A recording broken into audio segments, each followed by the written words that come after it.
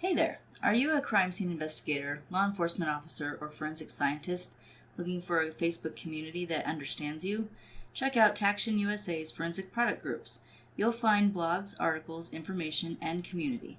For those of us in the investigative field, there are not many lines of support out there, but Taction USA is a company that was founded by law enforcement for law enforcement.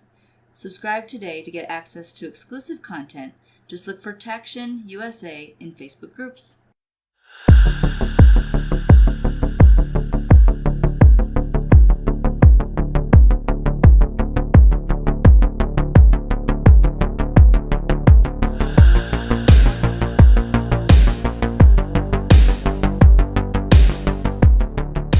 Welcome to Crossing the Tape, your favorite true crime podcast. As always, I'm Hillary. I'm Brendan. Please sign the crime scene log and join us for a brand new episode. Now, we're getting into the spooky time of year. Mm-hmm.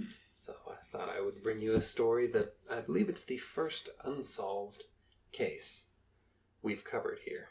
Solved officially, but unsolved kinda. So please enjoy the tale of the Sodder Children. Now, it goes without saying that investigation is the most important step in solving a crime. In fact, that statement's so obvious, it's stupid. But what isn't dumb is taking your time to find the details and little bits of evidence that could be overlooked. Yes. Something you're very good at. Thank you. The goal, of course, is to reach a proper conclusion and solve the case, but in doing so, you're also eliminating suspects and disproving theories. Even if a case is unsolved, there's still a huge value in proving what didn't actually happen. Mm-hmm. And that keeps the victims of the crimes from having to guess and fill in blanks and let their minds run wild, come up with the worst possible scenarios. Well, and that's where missing evidence comes in, too. Yes. Just as important as actual evidence that's there. And when you release a crime scene, for example, there's no going back. No. So anything that you didn't find on the first go-around, it's gone. Right. And then missing in the sense of, it seems like something should be there and it's not. Right. That's significant Yes. if that's the case. Right. Yeah, when you know someone's shot and you don't have a shell casing. That's a little weird. Yes. Now, tragically, when a person is the victim of a crime, they begin to search for reason where there isn't any. On the flip side, however, there's cases where a victim or their family members are the driving force behind resolving the case, even when law enforcement has initially reached a conclusion that the surviving victims or family members don't believe or agree with. Right. And that brings us to the case of the Sodder children and their parents who refused to accept the official story about their children's deaths. Now, George Sodder, original name Giorgio Sodu, moved to the U.S. from Italy in 1908. He worked on the railroad in Pennsylvania and eventually moved to West Virginia and started his own trucking company hauling dirt and coal for construction businesses. Okay. He met a fellow Italian immigrant named Jenny Cipriani. Very good. Thank you. And he went on to marry her. The couple moved to the outskirts of Fayetteville, West Virginia, in a 2-story wood home and had their first child, John, in 1923. Between 23 and 1942, they had Marion, Joseph, George Jr., Maurice, Martha, Louis, Jenny, Betty, and lastly, Sylvia. Ooh. Yeah, so with a whopping 10 children and a reputable business, the Sodders were a well-known and respected family in the area. However, not everybody took a liking to them. In October of 1945, George was approached by a traveling insurance salesman who offered to sell George life insurance policies on his children. Which is morbid and feels gross. A little bit strange. But people do it. George declined, and the salesman became angry. And he said the Sodder house would go up in smoke and the children would be destroyed, was his quote. Okay. I wonder how many things he actually sold. Either a lot or none. Or none. The salesman also stated that George would pay for the dirty remarks he made about Mussolini. because this was World War II, and George had been very vocal about his resentment towards the dictator of his home country, and some of the other Italian immigrants in the area didn't share those feelings, and began to dislike the Sodders as a result. So I guess there were Mussolini sympathizers living in West Virginia. Yeah. And some community members thought George was out of line saying those things about his home country. During that same autumn, a man came to the Sodder home to ask George for a job. And during their discussion, I don't think the guy got the job, but during their discussion, the man pointed out the 2 fuse boxes on the back of the home, and he said they would start a fire someday. A little weird. Yeah. But George knew that wouldn't be the case because the home's wiring had just been updated and inspected when he recently had an electric stove installed in the kitchen. Electric stove in 1940-something? Yeah. I know. I thought that too. It reminds me a little of one of the cases in L.A. Noire, the game. Oh, really? Sorry. Oh. Now, around December of that year, some of the older Sodder children noticed a suspicious car parked along the main road in town on several occasions, and the occupants appeared to be watching the younger Sodder children as they walked home from school. Now, for the Sodders, though, life went on as usual until Christmas of 1945. By Christmas Eve, John, now 22 years old, had completed military service and returned home. Again, that was the oldest. His brother Joseph was away in the war, having enlisted in the army. So Joseph aside, the rest of these Sodder children were home with their parents, eagerly awaiting the holiday. 19-year-old Marion returned home from her job at a local dime store with some toys to surprise her younger siblings. 14-year-old Maurice, 12-year-old Martha, 9-year-old Louis, 8-year-old Jenny, and 5-year-old Betty asked their mother if they could stay up late to play with their new toys. She allowed them to have their fun as long as they brought in the cows, fed the chickens, closed the curtains, and turned off all the lights before heading to bed. George Sr., John, and 16-year-old George Jr. were already asleep after a long day of work. Jenny put the youngest, 2-year-old Sylvia, to bed and went off to do the same. Now, at 12:30, Jenny woke up when the telephone rang. She went downstairs, picked it up, and the voice on the other end was a woman asking about a person that Jenny didn't know. Jenny heard laughter and clanking glasses in the background and assumed the caller was someone having a little too much fun at a party and maybe they dialed the wrong number. Right. Mrs. Sodder informed the woman the person in question didn't live there, and the woman responded with a strange laugh, is the quote Miss Sodder later gave. Interesting. After hanging up, Mrs. Sodder noticed the lights were still on and the curtains open. She found Marion asleep on the couch and figured the 5 younger children headed up and to their shared attic bedroom, and she just assumed Marion would tend to the lights and curtains. Jenny Sodder went back to bed, only to be woken up at 1 a.m. when she heard a thud on the roof, followed by the sound of something rolling down off the side of the roof. There was no other noise afterwards, so again she drifted off to sleep, but not for long. But before we get to what woke her a third time, please enjoy a word from the National Investigative Training Academy. If you are looking for a career change or to expand your knowledge in an already established one, look no further than the National Investigative Training Academy. The National Investigative Training Academy, or NITA, N-I-T-A, has well over 100 courses with 70 professional development ones alone. NITA is constantly adding to their course catalog, and courses are focused on private investigation and security fields. Whether you would like to become a private investigator or you need continuing education for your investigative or security career, the National Investigative Training Academy is for you. All courses offered are 100% online and do at your own pace. Once completed, you will receive a certificate in that course. Sign up today at investigativeacademy.com. Make sure when you sign up for your courses, you mention we sent you there.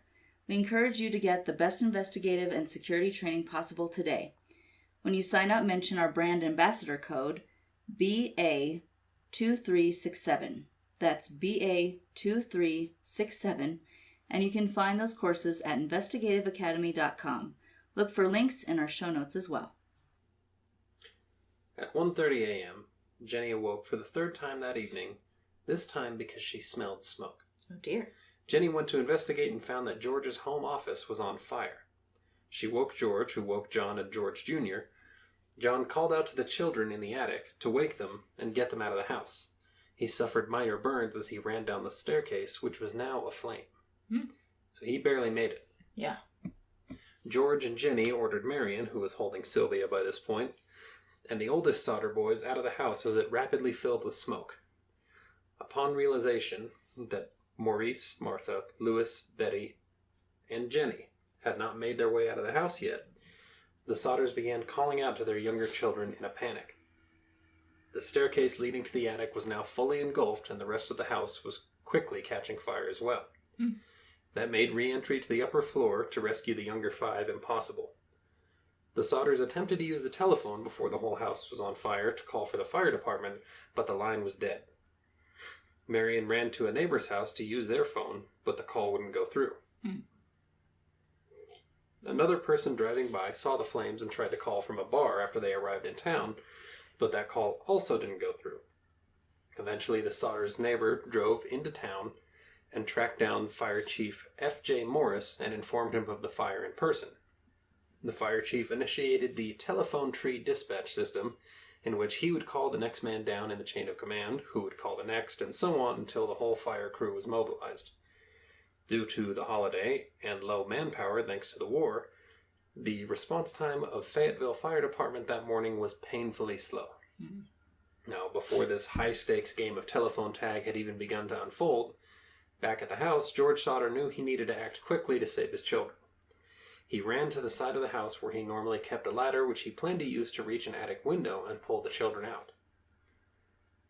However, the ladder was nowhere to be found. Interesting. In a stroke of brilliance, George and his sons ran to George's 2 dirt and coal hauling trucks, and they planned to back the trucks up to the house and reach the attic window from the truck beds. However, despite both trucks running fine on their last workday, neither truck would start. Creepy. In a last-ditch effort to douse the flames, George ran to a rain barrel to retrieve water, but since it was early morning in December, the barrel was completely frozen over. The surviving Sodder family members watched helplessly until the fire department finally arrived at 8 a.m. Oh. The smoke woke Jenny at 1:30. I know.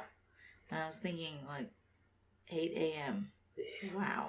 6.5 hours after the fire started, and more than 5 hours after the home had been reduced to a smoldering ash pile. I was going to say it wouldn't be anything. As police searched the debris throughout the morning for the remains of the Sodder children, they found no human remains. Chief Morris believed the bodies were completely cremated in the blaze, but human bones will still partially exist after a 2-hour exposure to a 2,000-degree incinerator used by a crematorium. Yeah. The Sodder house burned for 45 minutes, not 2 hours, and the average temperature of a house fire is about 1,100 degrees, and they can sometimes reach up to 1,800, depending on the circumstances. And George did keep an excess of gasoline and coal in the basement, which I'm sure accelerated things very rapidly. But it's still highly disputed as to whether those fuel sources could produce enough heat to disintegrate bone in only 45 minutes. I don't think so. Yeah. Me neither. I'm no fire marshal, but I'm not an arson investigator, but that sounds like it's just not enough time to totally evaporate 5 people. A state police investigator determined the cause of the fire was electrical and that it started near the fuse box. Chief Morris told George Sodder to leave the remains of the house as they were so the state fire marshal could inspect them and reach his own conclusions about the fire and the circumstances of the children. Unfortunately, the fire marshal wouldn't make it there for several more days, and the Sodders could no longer bear the sight of their ruined home and the apparent final resting place of half of their children. George decided to fill the space in with dirt and create a memorial garden on top of it, also ruining any chance of a more thorough investigation. Yeah, he should have waited for that. Yeah, I mean, that's got to be... I understand not wanting to see the remains of the house and... Right. Not want to think about it. The rest of your kids might be in there. But for the sake of those children, leave it alone. Right. Because what if there is something? Exactly. Anything at all that can be found. The coroner held an inquest soon afterwards to officially determine the children's cause of death. But how did they have any... Well, that's why they had an inquest. I suppose. I guess.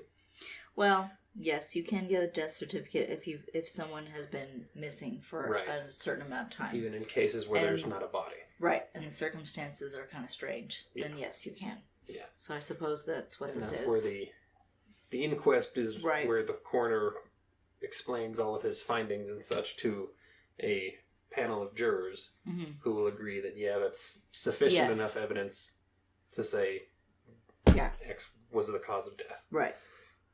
Now, the jury ruled that the coroner's assertion of accidental fire caused by faulty wiring was accurate, and the children died either by suffocation or being burned to death. Oddly, one of the jurors on this panel was the insurance salesman who threatened George months prior. Interesting. Smells fishy. Yeah. A funeral was held for the 5 children after their death certificates were issued, but George and Jenny could not accept the findings of the investigation. As time went on, they wondered more and more about the unexplained occurrences from the night of the fire. And if faulty wiring was the cause, why were the Christmas lights still on when the fire began and they ran out of the house? Yeah, that doesn't make sense. No. Everything would have been blown if the wiring was faulty and burning. The missing ladder was eventually found 75 feet away from its usual place and down an embankment. How could it have ended up there? Right. According to the phone company, the telephone lines didn't burn.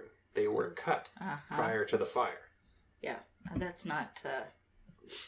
This sounds less and less like an accident. Yes. And the rescue efforts were unusually difficult. I know. It just... Nothing panned out. No. They tried everything they could, but they met nothing but roadblocks. The telephone lines being cut prior to the fire is extra odd. Yes. Witnesses saw a man stealing a block and tackle, which is a pulley system used to remove engines from a car, just before the fire began, and luckily he was later found and arrested. He also stated that he used the ladder to climb a telephone pole and cut the wires, but he intended to cut the power, not the telephone. Okay. Now, when we talk about insufficient or improper, lacking investigation... Yeah. Didn't you question that guy a little bit more? His reasoning was never explained, and there's no official record of who the man was, indicating the arrest was not properly documented by police, or records were intentionally scrubbed. Oh dear. And there's no evidence of, intentional hiding who this guy was on behalf of the police, but given the circumstances, can't exactly rule it out because there's no record of who this guy was that they arrested. Just conveniently disappeared. Yeah. Nothing is a coincidence. And if he was stealing a block and tackle, he may have been tampering with the engines of the trucks. Mm-hmm. And he tried to cut the power to the house, which ironically, if he did cut the power, an electrical fire wouldn't have occurred. Wouldn't have happened. But instead, whatever caused the fire did happen, and they couldn't call for help. Right. I mean, it could be just a million mishaps, but it's too coincidental. There's a lot of coincidences. Yes. Or there's some actual wrongdoing. Mm-hmm. The woman who made the strange phone call was also eventually tracked down as well. She claimed that the call was indeed just a wrong number dial. But people speculate was the phone call that happened just an hour before the fire, was that someone trying to make sure they were home. Certain people were home before they went and... Possibly. But apparently not, because the lady said, "Oh no, I just dialed the wrong number." Was she put up to it? Do we know for certain? That should have been investigated further.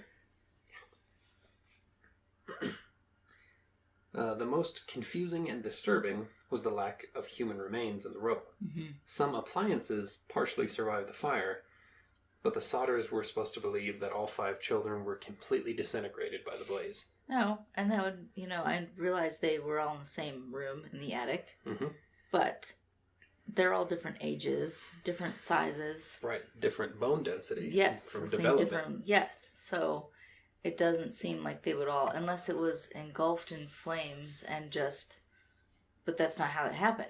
You know, if it was just imploded, the fire then maybe. Spread, but and it the was, house crumbled. It was a traditional It was a house standard fire. house fire. It was a structure fire, you know.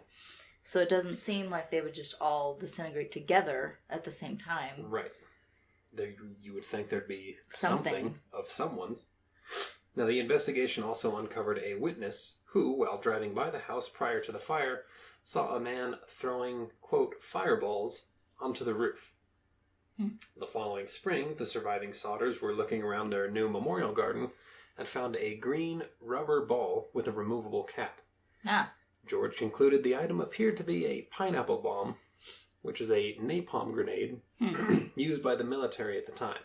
So a perfect way to start something on fire. Exactly. Is to throw a napalm grenade on it. Jenny also believed that bomb was probably what she heard hitting the roof on Christmas Eve. Probably. And what the witness saw being thrown. So they find essentially a grenade. And how come the police didn't find it? Because they were supposed to go back later and look anyway. Mm-hmm. Even with his memorial garden. They were still supposed to go back and look. After the dirt was pushed over it, everybody just, well, I guess it's over. Yeah. So the Sodders hired a private investigator named C.C. Tinsley.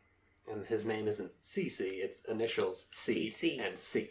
So when I say C.C., he's not a little Italian girl. They hired him to look into the fate of their children, and Tinsley uncovered rumors around town that Chief Morris was holding back about what he found in the rubble. Mm-hmm. Apparently, Morris confessed to his minister, and then, of course, you know, that's all confidential in confession, so word got around town in a hurry. He confessed that there was a human heart in the remains of the house. And he collected it, placed it in a metal box, and buried it. When Tinsley confronted Morris, I know, I hear it too. When Tinsley confronted Morris, he produced the box, and the heart was taken to a funeral director who found that this was actually beef liver, which was pretty fresh and had never been exposed to flame. Well, obviously, because the heart is an organ, it would go quickly. Right, how would the heart still be there but no bones? But no bones. Yeah. And especially teeth. Like a lot of time, often, you know, someone's burnt up in a home, in a structure fire. It's going to be teeth. And there's at least teeth, even if their bones are brittle. Mm-hmm. Yeah, if the bones are turning to dust because of the heat. There's still they're teeth. Crumbling, there's still teeth. Now, the commonly held belief is that Morris fabricated the heart story and hoped that word would eventually get back to the Sodders, who would receive closure from the presence of human remains in the fire. Well, that's no good. Yeah. That's kind of awful. Yeah. Well, we got to get these people to just agree that their string kids them are along dead. Some more. Yeah, they'll feel better. Some also believe that there were small pieces of children's remains originally found in the fire, but the chief didn't have the heart to tell George and Jenny that their children were dead, so he held off, hoping that the state fire marshal would take care of that once he did his investigation. That's nonsense, too. They know they're dead. Or gone. Gone. No remains. That's true. But still. Now, once George buried the rubble, however, the remains became irretrievable, and the Sodders' minds began to wonder if the children were in the house to begin with at the time of the fire. Mm-hmm. The fake heart may have been Morris's attempt to put the parents' minds at rest, but it backfired, though this theory has never been confirmed. But there is a lot of speculation that there were remains in the initial investigation, but they said, don't tell them, they're going through a lot right now. Well, and then that whole thing snowballed into this. And that's possible, but we'll never know. Right. Now, the Sodders, they eventually tried to enlist the help of the FBI. However, they were turned down in a letter from J. Edgar Hoover himself, who stated the matter was for local authorities to handle and not necessarily the jurisdiction of the FBI. In 1949, the Sodders enlisted the help of a pathologist from Washington, D.C., who led an excavation of the property and found no bones belonging to the children, But he did find bones belonging to an unknown 16 to 22-year-old male, which showed no signs of ever being burned. What? Yeah. So now someone else's remains, Were they? or someone else's bones. This whole thing's a mess. I wonder if they were there to begin with. Well, the most likely reason for the bones being there is because they were in the dirt George hauled in to cover up the ruins of the house. Oh. How they ended up in that dirt, which he retrieved, Where or did who he they get belonged it? to, remains a mystery. Yeah, where did he get that dirt? But they definitely didn't belong to any of the Sodder children. Now, supposedly, C.C. Tinsley later traced that back, that the dirt came from a local cemetery. Makes sense. But why the cemetery was They just had having old bones some of their and old yeah. graves hauled away is unclear, and there's still no identification. So even that, if that's a logical explanation, is still weird. It's still messed I up. still don't like it. In 1950, the governor of West Virginia and the state police superintendent came to the agreement that the case was hopeless and declared it closed at the state level. And then from 1952 to 1989, a billboard stood along U.S. Route 19 outside of Fayetteville, offering a $5,000 reward from the Sodder family for information about what happened to their children. Other than unconfirmed and most likely not credible sightings of the children in the years following the fire, the last glimmer of hope for George and Jenny Sodder came in 1967. Now, before I get there, there were people who claimed they saw a couple of Italian guys who had these 5 kids. Later that night, they stopped at a hotel or a restaurant, but those weren't reported until years after, after the pictures started becoming, more widely seen. Interesting. So they think people's minds are probably playing with them. Yes, that happens often with those kind of cases. Oh, I saw them, suddenly descriptions out and they're seen everywhere. Yeah. There was an Amber Alert a few months ago, and I soon got the call that, hey, this person just checked into a local hotel, and we went, and it was nowhere even close. The description it was like the game telephone. The description had even gotten it got totally twisted messed and up. Changed up, but the Amber Alert was for a person with a little girl. Yeah. And a person with a little girl checked into a hotel, and we went and talked to him, and it wasn't even close. Yeah. But, I mean, good on the person for being vigilant and calling, but still. But it things get it was their mind misconstrued. Running wild.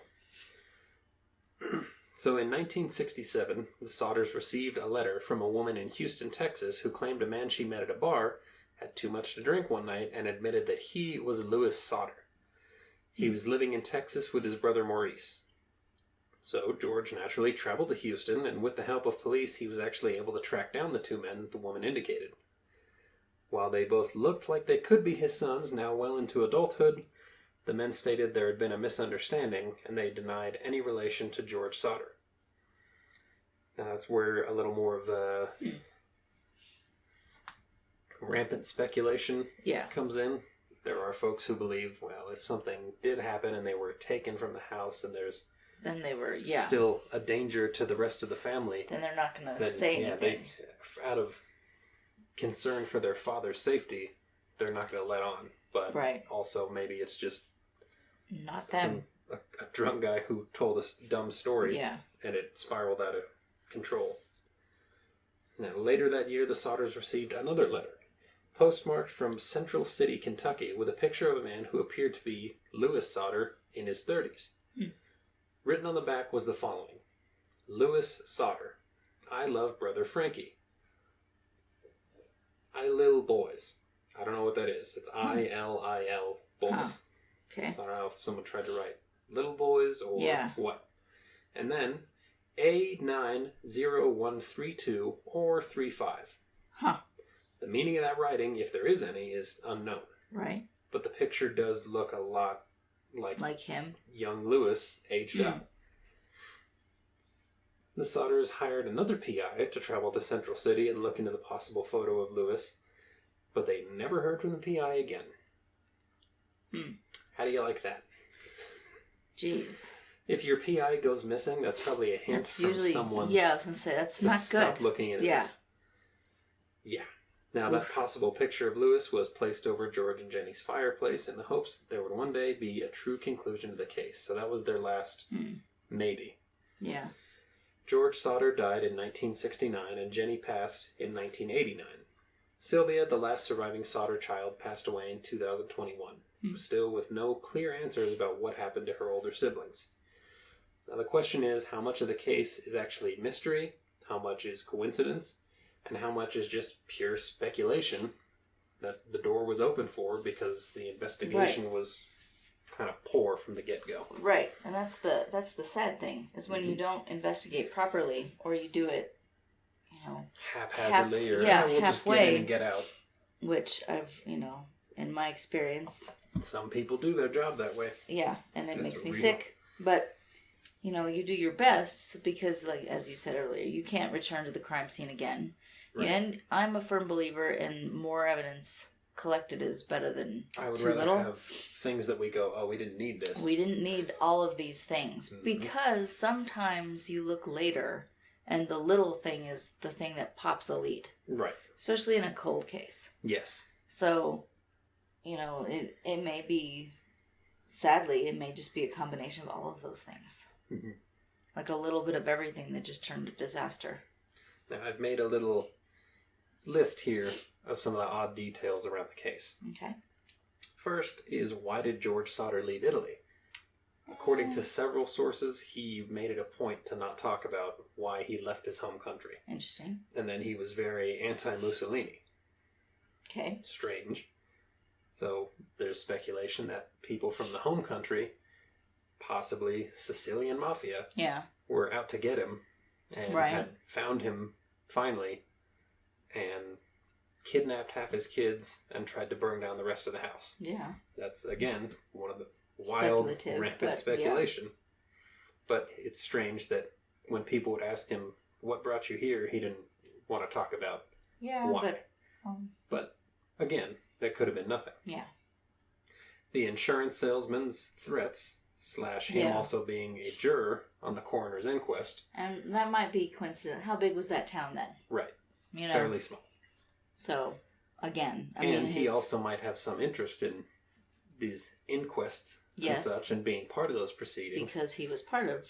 So he can go back to people and go, hey man, there's a lot of, people between this age and that age that are dying. You should really get some insurance. Here, I happen to sell insurance. Well, my take, too, is that I'm going to go the other sinister route of he may have been involved, and that's why he insisted to be on the inquest. Mm-hmm.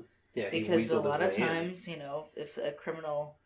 They like to stay close to their work. Right. And see what the police know, what they don't, that kind of thing. Right. And again, speculative. Yes. If the kids were kidnapped and taken back to Italy or sold into whatever, or were being held for some reason, it would behoove the captors or whoever's involved to know what's going on. To get their death certificate signed. Yes. And, those kids they're gone. They're gone. Officially, on paper, they're dead. Mm-hmm. The out-of-work guy's warning about the fuse box...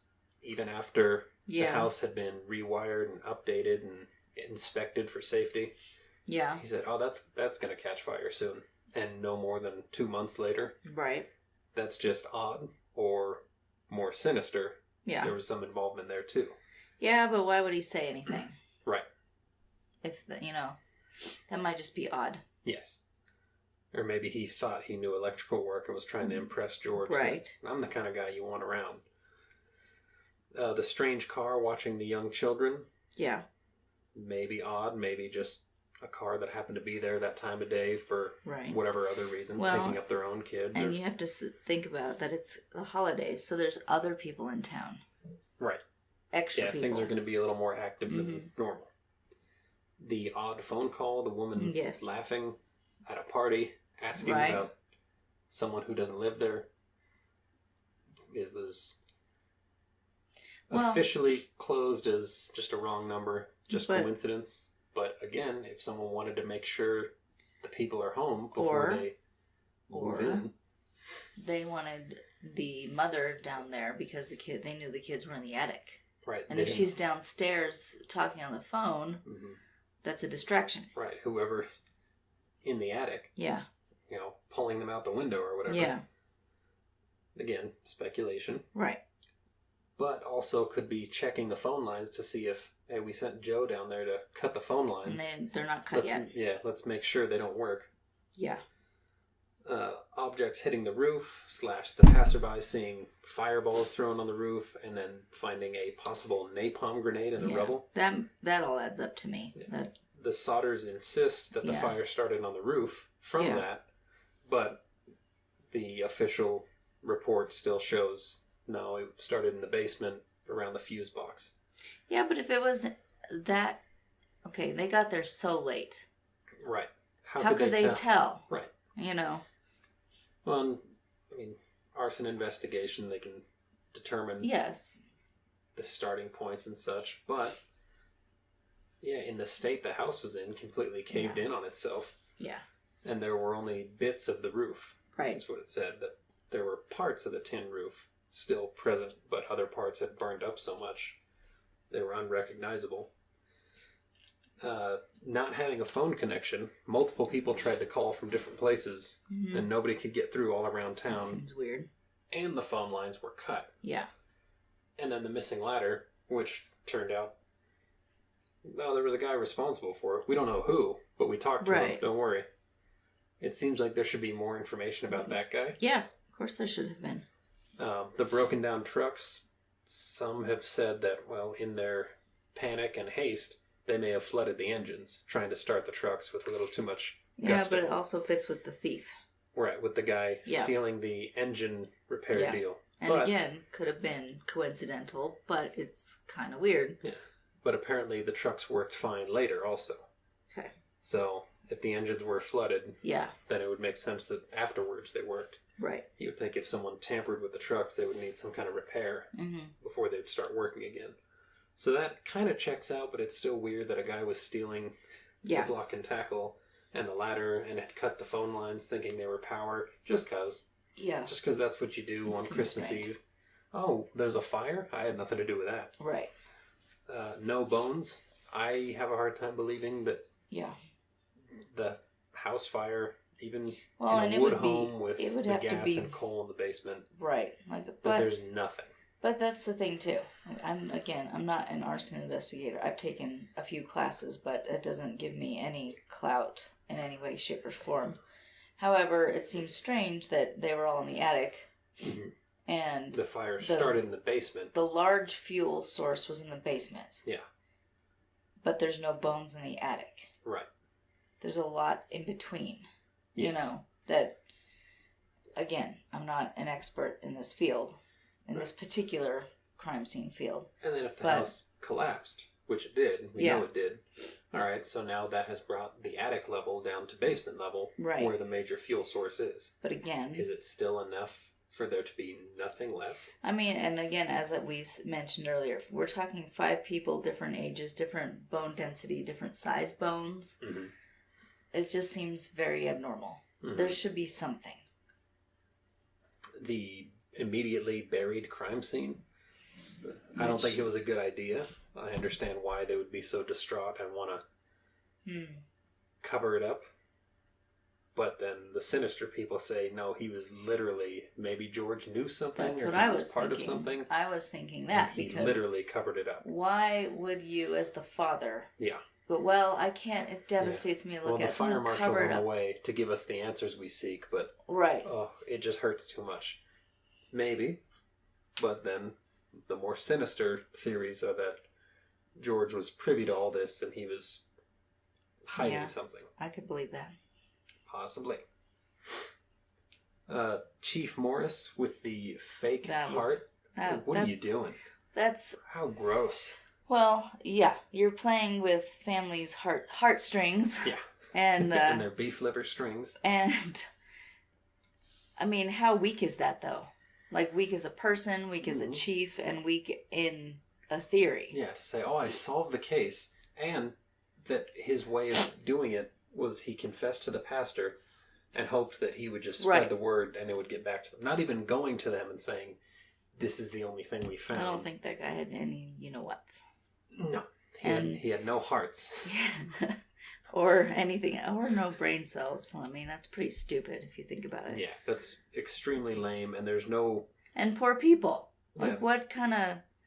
just prey on the already weak. Whether Right. George knew about it or not, I don't think his wife knew anything. Mm-hmm. Yeah, and to do that to them. Hey, Yeah. I solved the case. Here's a little piece of something. Like, they weren't going to check. Well, yeah. And they immediately brought it to a coroner who went, no, that's beef Well, liver and why on from earth like 2 would days the ago. why on earth would the And it's never been heart burned. survive? Right. Yeah, I think he was an idiot who had a really bad idea and he went with it. Possible sightings of the children, again, Yes, that's explainable. Yeah, I think that's people's memories playing with them. Yeah. Although the newish photo of Lewis is strange. It really does look like him. You can find the new photo and compare it to the original photo from the billboard. And they actually replaced the childhood photo with that from the billboard with that new one. Because they really believed that that's him. But then there's the gibberish writing on the back. Yeah, that's odd. A90132 or 35.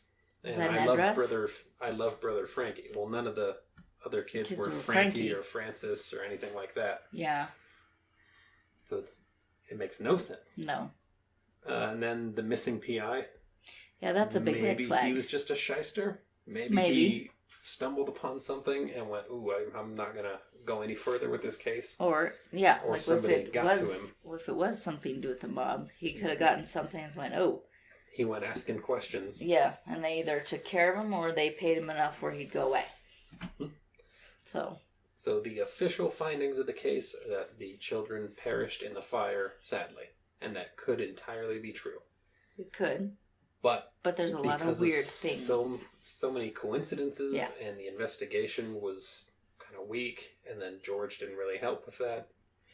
I kind of feel like it's a mixture of all of it. Yeah. I mean, I think maybe there's some legitimacy, but then there's some elements that don't add up, and maybe they were taken, and then I don't know. It just feels. I don't believe in coincidences. No, I do, but not 15 in a row. No. And like, okay, if the guy had stolen the ladder and moved it or whatever, all right, well then that just sucks. But then the cars don't start, and it takes 8 hours for the fire chief to show up, and he couldn't drive a fire truck, apparently. Huh. That was one of the details that we glossed over. Really? That part of the slow response time was he had to wait for someone else to show up to drive the fire truck. He didn't know how? Like, dude, you're the chief. Yeah. Okay, but also... No, he was found at a bar. So I don't know. I was going to say, was it because he was drunk? He was super tipsy, chief, That's or if he just couldn't. He just couldn't handle a large vehicle. Who stated that the cars didn't work? And do we have proof that they didn't? As to George and the older sons went to get the trucks. So I don't know if George himself was the only one to try starting them. That's what I was wondering. Or how do he we jumped know, in one and John jumped in another. How do we know that isn't true? How do we know George didn't do anything to the trucks and then that was another alibi? And we can keep diving down the rabbit hole. I know. it's nuts. It is wild. And then I'm like, well, what would insurance, I guess, but you're going to kill half your family for that? And if he was wouldn't he have taken out the life insurance? He would have taken the life insurance. That guy showed up and said, your house is going to burn down and those kids are going to be destroyed. So, well, give me $10,000 per kid. Just on the young ones. Just on the attic ones. I don't know. That's very strange. Yes. And the Sodder family still lives on and poor people. Publicizes the case, but both the parents and all the original children have passed, of course. Well, and there wouldn't be anything to look at as far as a case file. No. I've worked cold cases that are fairly old, but it sounds like I've worked cases with hardly anything, but this sounds like there's probably maybe a report and that's it. Right. What do you do with that, unfortunately? Yeah, it sounds like the state police investigator gave it a look over, and everyone seemed to kick the can down the road. Well, the fire marshal's going to get here, and he'll do the big investigation. So I'd say it's probably electrical, and the kids died in the fire. Yeah. And then the state fire marshal never really got a crack at it, so... We didn't get a chance because they buried it. Yeah. Which I still think is very strange. Yeah, I don't like it. No. But interesting story, though. What I do like is thanking our listeners for joining us. Thank you for listening. Please sign the crime scene log on the way out, and don't answer the phone after 1 a.m. No. Unless you're getting called into work. I guess. It happens. Make sure your house is fire safe. Yes. And make sure your children are... Not in the attic. Yeah. Please, not in the attic. Stay safe. So long.